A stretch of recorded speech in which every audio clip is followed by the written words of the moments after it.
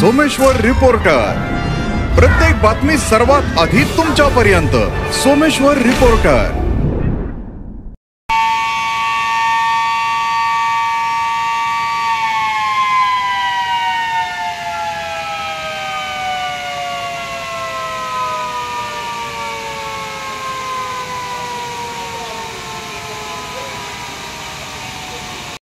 नमस्कार, सोमेश्वर रिपोर्टरमध्ये स्वागत। आपण आज आलेलो आहोत भोर तालुक्यातील भाटघर धरणावरती आणि भाटघर धरणाच्या धरण क्षेत्रामध्ये मागील 15 दिवसांपासून मुसळधार पाऊस असल्याने भाटघर धरण आज 100% भरलेले आहे आणि भाटघर धरणाच्या स्वयंचलित 45 दरवाजे जे आहेत त्यातील 10 दरवाज्यांमधून पाणी आता 1000 क्युसेकची नीरा नदी पात्रात पडत आहे। आपण समोरच त्याचे चित्र पाहतोय। 1000 क्युसेकनी पाणी हे नीरा नदी पात्रामध्ये जात असताना आपल्याला दिसत आहे।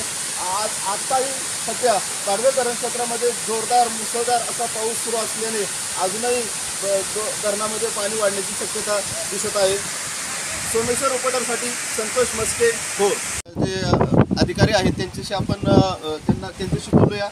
सर, मागील वर्षीच्या तुलनेमध्ये 1 महिना अगोदर हे धरण भरलं होतं। यावर्षी पर्जन्यमान चांगलं असल्यामुळे धरणात पाणी येवा चांगला आला आणि जूनमध्येच पाऊस, जुलैमध्ये पाऊस चांगला पडला, त्यामुळे धरणात 98% झालेलं आहे। गेल्या वर्षी हे धरण 9 सप्टेंबर झालेलं होतं, त्या तुलनेत 1 महिना धरण अगोदरच भरलेलं आहे। आज 98% धरण झालेलं आहे। आज धरणाचे ऑटोमॅटिक जे गेट आहेत 45 त्याचं टेस्टिंग पण करण्यात आलं, ते पण 100% यशस्वी झालं। आमच्या सर्व कर्मचाऱ्यांनी चांगलं वर्षभर मेंटेनन्स केल्याचा परिणाम म्हणजे आज आमचे सगळे गेट 100% ऑपरेट झाले।